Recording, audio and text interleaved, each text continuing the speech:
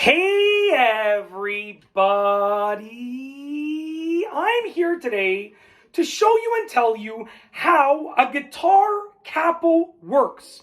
This will be an easy explanation, so let's get right into this video tutorial slash demonstration slash explanation, whatever you want to call it.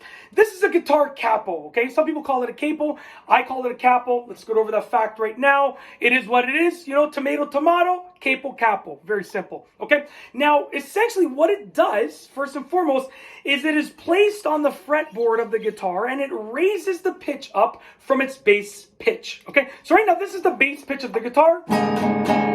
Little bit out of tune, I do apologize. But if I place the capo over here, what it's going to do is raise the pitch. It sounds a little bit higher pitch. Now, how does it work? Well, essentially, it is a pretty strong spring-loaded mechanism. The spring is pretty strong because it has to press with enough pressure on the fretboard of the guitar and the strings, okay? So essentially, it's got a pretty strong spring. One side of it is going to be smaller, which goes on the back of the guitar, and the other side is going to be longer, which goes on the front or fretboard of the guitar. And what it does is you open it up like this, you place it between the frets of the guitar somewhere, like over there. You want it to cover all the strings. I'm assuming that, you know, most of the time you're going to want it to cover all the strings. That's the tuning that you're going to want. And how it works is it basically places pressure on all of these strings. So when I strum, it is the equivalent of me holding my finger down there on all of the strings. Okay?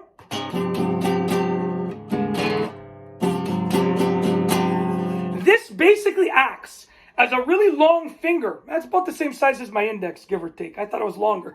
But it acts as a really long, really strong finger with unlimited grip strength that will hold down on those notes, on those strings, at a certain, in between certain frets, which will give you higher pitch tuning. It will change the tuning, it'll change the key, the tuning, the pitch overall of the guitar, okay? So when you play a certain chord without the capo or the capo, whatever you want to call it, sounds like that. I can place the capo over here, and I can play the equivalent chord over here like this. Very simple. And it will still be the chord, but it's going to be a different pitch. Very simple. Okay? That's how a guitar capo slash capo works. It essentially places pressure on all 6 of the strings and gives you a higher pitch than the bass tonality of the guitar.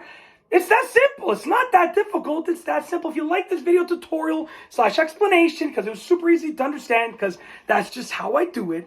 If you like it, please be sure to give it a thumbs up with the capo like this. Give it a thumbs up. Let me know what you think down below as a comment. And of course, be sure to subscribe for more great videos just like this one. And that's all I have for you today. Thanks for watching.